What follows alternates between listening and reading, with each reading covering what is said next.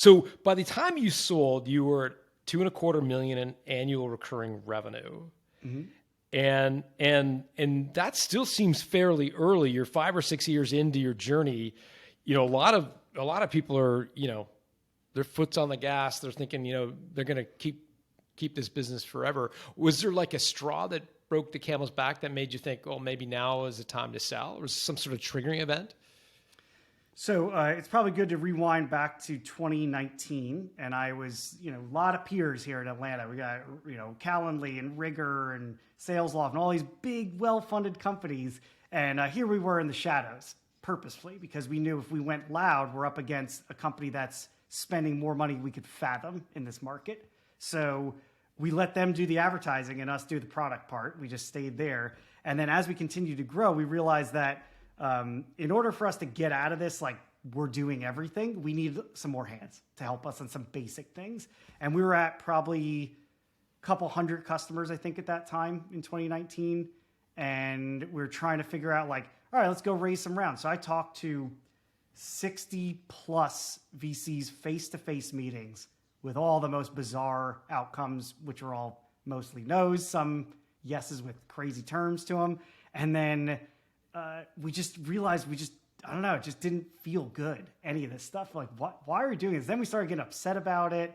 The whole thing was just like, we're not built for just being a VC chasing people or company. And we just kept doing what we were doing. And we just kept building and kept growing and kept getting customers. And then I pitched at Venture Atlanta, which is going on right now here in Atlanta, back in 2019. And basically told the world, here's what we're doing. I flew to Boston and New York. We ultimately met with a group called RCP Equity, which is founded by Joel Smith, who sold his company AppRiver to �12 Corporation for like $300 million or something the year prior. So he was kind of like a family office, kind of like a very weird, unique blend between VC and private equity type world. And they knew our industry. They were all from security and email security stuff. So when we started talking to them, what I realized is that we should have spent more time talking only to investors that know this market and not to all investors. That would have saved me 70% of my year wasted time with a bunch of weird, really awkward conversations.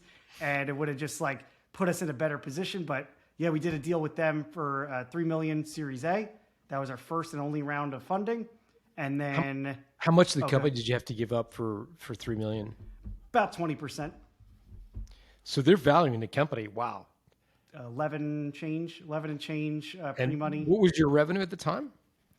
We're just under $1 million ARR. Wow. So they're giving you more than 10 times ARR valuation. Yep.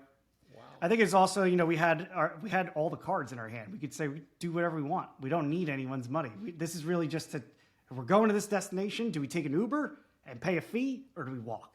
And that's how we pitch it to everyone. We're like, we are different than most startups. We've been bootstrapped for 5.5 years at this point. We have our own strategy to not just go raise money and crash or be hyper successful. We want to have a good outcome with a lot of equity between the founders. Fit their model really good. They also love the channel ecosystem. So basically letting channel partners resell curricula instead of us hiring our own sales team. So that deal closed in December 31st, 4:00 in 2019. Celebrated for a little bit, got pumped, and then hired what it was like 8 people to come into the office on March 11th, 2020. Oh my gosh. Gave them their laptops. I literally gave them their laptops, said, there's a little thing going around. We'll see you guys in the office in a week or so. Some of those people I never saw again. Thanks for watching today's video. To grab your free copy of John Warrillow's best-selling book, Built to Sell, head over to �12 John's book, Built to Sell, has been endorsed by well-known entrepreneurs like Tim Ferriss, Patrick Bet-David, Dan Lok, amongst many others. But don't just hear it from me, hear it from them. The most well-known book is Built to Sell.